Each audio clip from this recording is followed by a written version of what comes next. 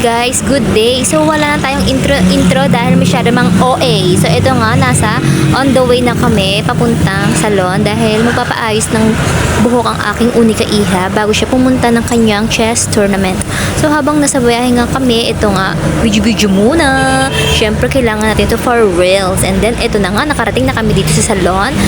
Siya nga pala guys, pag ito napanood nyo, is tapos na to, nangyari na to. Pasensya na kayo guys, late upload palagi ang inyong Mimasur dahil alam nyo naman, busy, marami ginagawa, alam nyo namang all around ang Mimasur nyo. By the way guys, ito yung first time ng anak kong si Queen na magpaayos ng buhok dahil usually ako lang naman yung gumagalaw ng buhok niya, ako yung naggugupit, ako yung nag-aayos. So first time niyang pumunta ng salon para ipariband o ipahawak ang kanyang buhok. At eto kami ni Liro, ayan, naghihintay kami, umupo muna kami sa isang tabi at ayan, video lang muna. At syempre, masyadong matagal ito, ayan, na binabalutan na siya, na ginagawa na siyang lumpiang wrapper with plastic cover. At dahil matagal nga ang oras na yon, so naisipan namin mamasyal muna ni Liro. Eto, nagmamaganda na naman muna ako dito sa salamin.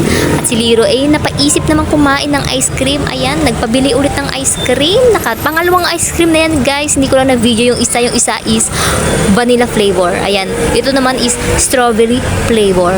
So habang ako makain si Liro, ay umorder din ako ng pagkain para naman hindi lang ice cream ang kakainin niya kasi hindi pa yan nag-aalmusal. So, syempre pakakainin ko muna siya ng nakakabusog tulad ng kanin. Strawberry yan? At eto nga, dumating na yung order kong pagkain para kay Liro.